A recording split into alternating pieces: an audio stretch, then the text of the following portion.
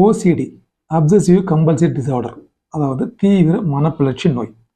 சில பேர் பாருங்க, அடிக்கடி கை கழுவாங்க, கை கழுவிட்டும் தெரிஞ்சும் திரும்பியும் கை கழுவாங்க, கை கழுவிட்டு தெரியாமல் கை கழுவ மாட்டாங்க, கை கழுவியாச்சு தெரிஞ்சும் மீண்டும் ஒரு எண்ணங்கள் உண்டாகும், கை கழுவாங்க. மணிக்கூறாக குளிப்பாங்க, உடம்புல அசுத்தம் போயிடுச்சு, அந்த சோப்பு போட்டு குளிப்பாங்க இல்லையா, அந்த சோப்புலேயே முறை அழுக்கிற நினச்சி சோப்பு கழுவாங்க, இந்த சோப்பை தொட்ட கை அதை கழுவாங்க. இந்த மாதிரி திரும்ப திரும்ப ஒரு விஷயத்தை செஞ்சுட்டே இருப்பாங்க. ப்ரஷ் பண்ணுவாங்க, அடிக்கடி ப்ரஷ் பண்ணுறேன்னு தெரிஞ்சு, அவங்க தெரியாமல் எந்த விஷயம் செய்ய மாட்டாங்க, தெரிஞ்சே செய்வாங்க. நம்ம தெரியாமல் மறந்துட்டு செஞ்சிட்டோம், அது வேறு விஷயம். இவங்க தெரிஞ்சு இவ்வளோ நேரம் ப்ரஷ் பண்ணணும், இவ்வளோ நேரம் கை கழுவணும், இது மாதிரி செய்வாங்க.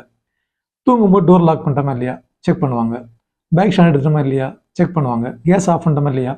இந்த மாதிரி விஷயங்கள் அவங்களுக்கு அடிக்கடி தேவையில்லாத இடங்கள் அடிக்கடி மீண்டும் மீண்டும் வரக்கூடிய விஷயங்கள் தான். அதான் கட்டாய மனப்பிளர்ச்சி. இது அவங்களுக்கு நல்லா தெரியும், நம்ம கை கழுவிட்டோம், கேஸ் ஆஃப் பண்ணிட்டோம் தெரிஞ்சு மீண்டும் செய்வாங்க. இந்த மாதிரி நபர்களை வேண்டுங்களே செய்கிற நீ அப்படி கூட இருக்கும் திட்டுவாங்க. அப்படி பண்ணாதீங்க. அவங்களுக்கு ஒரு விதமான அது மனநோய் அப்படிங்கிற உணர்ந்து ஒரு சைக்காலஜிக்கல் ட்ரீட்மெண்ட் அவங்க எடுக்க வைக்கணும். எடுத்து வச்சால் மட்டும்தான் அவங்க வெளியே வருவாங்க. ஸோ இந்த மாதிரி நபர்களோட முறை இருந்தால் அரவணைங்க, அவங்க ட்ரீட்மெண்ட்டுக்கு ஆட்படுங்க, நிச்சயமாக வெளியே வந்துருவாங்க அவங்க.